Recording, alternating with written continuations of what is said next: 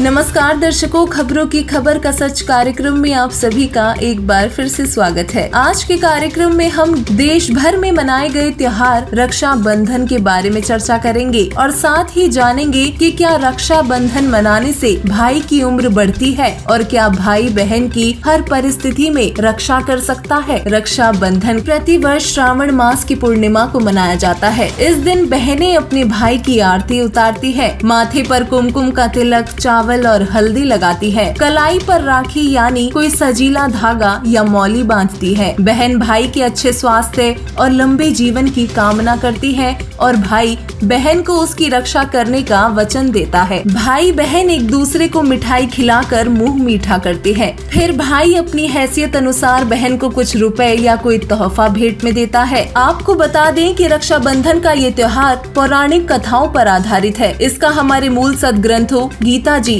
शास्त्रों से कहीं दूर दूर तक भी कोई संबंध नहीं है। रक्षा बंधन से जुड़ी पौराणिक कथाएं। रक्षा बंधन की कहानी कुछ ऐसी है कि एक बार भगवान विष्णु ने वामन अवतार धारण कर बलि राजा के अभिमान को इसी दिन चकनाचूर किया था, इसलिए ये त्योहार बलीव नाम से भी प्रसिद्ध है। एक अन्य कथा अनुसार द्वापर युग में श्री कृष्ण और द्रौपदी को भाई बहन माना गया है। पौराणिक मान्यताओं के अनुसार शिशुपाल का वध करते समय भगवान कृष्ण की तर्जनी उंगली कट गई थी। तब द्रौपदी ने अपनी साड़ी फाड़कर उनकी उंगली पर पट्टी बांधी थी। उस दिन श्रावण पूर्णिमा का दिन था, तभी से रक्षा बंधन श्रावण पूर्णिमा को मनाया जाता है। ऐसी मान्यता है कि कृष्ण ने एक भाई का फर्ज निभाते हुए चीर हरण के समय द्रौपदी की रक्षा की थी। वास्तव में वो कृष्ण नहीं बल्कि पूर्ण परमात्मा थे, जिन्होंने द्रौपदी का चीर बढ़ाकर उसकी इज्जत की रक्षा की थी, क्योंकि द्रौपदी ने अपने प्रारब्ध में किसी अंधे साधु को वस्त्र दान किया था, जिसका फल उसे कौरवों की सभा में परमेश्वर को पुकारने पर लाज रक्षा के रूप में तुरंत मिला। इसे मनाने से कोई लाभ तो नहीं मिलने वाला बल्कि हानि ही हानि होगी, क्योंकि ये परमात्मा के विधान अनुसार बिल्कुल गलत परंपरा है। विचार कीजिए, क्या कोई भाई 24 घंटे अपनी बहन की जान की रक्षा कर सकता है? क्या वो उसका 365 दिन का पहरी बन सकता है? जवाब है नहीं। रक्षा कीजिए उन बहनों की जिन्हें या तो मार दिया जाता है या मरने पर मजबूर कर दिया जाता है। बचाना है तो देश और विश्व के सभी भाई उन सभी बहनों को बचाएं जो दहेज के नाम पर जान देने को विवश कर दी जाती है। बहन को बेटा पैदा करने के लिए मजबूर होने से बचाएं। बहन के साथ जमीन जायदाद के बंटवारे पर विवाद होने से बचें। वास्तविकता तो यही है कि पूर्ण परमात्मा के अतिरिक्त कोई भी किसी की भी रक्षा करने में सक्षम नहीं है। अक्सर हम रक्षा बंधन के पर्व पर अखबार और टीवी चैनलों में सैकड़ों खबरें पढ़ते और सुनते हैं कि रक्षा बंधन के दिन ही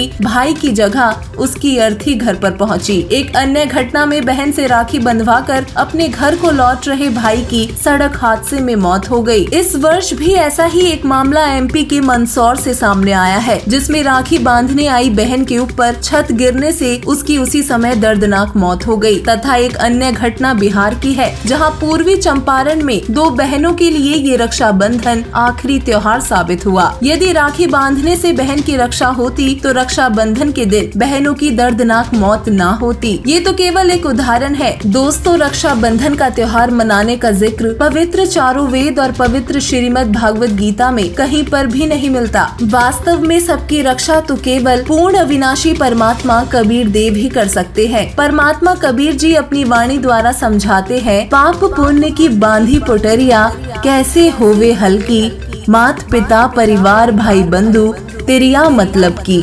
चलती बेरिया कोई न साथी या माटी जंगल की, ये संसार रैन का सपना ओस बूंद जल की, सतनाम बिन सबे साधना गारा दलदल की, अंत समय जब चले अकेला आंसू नैन ढल की, कहे कबीर शरण गहे मेरी हो रक्षा जलथल की।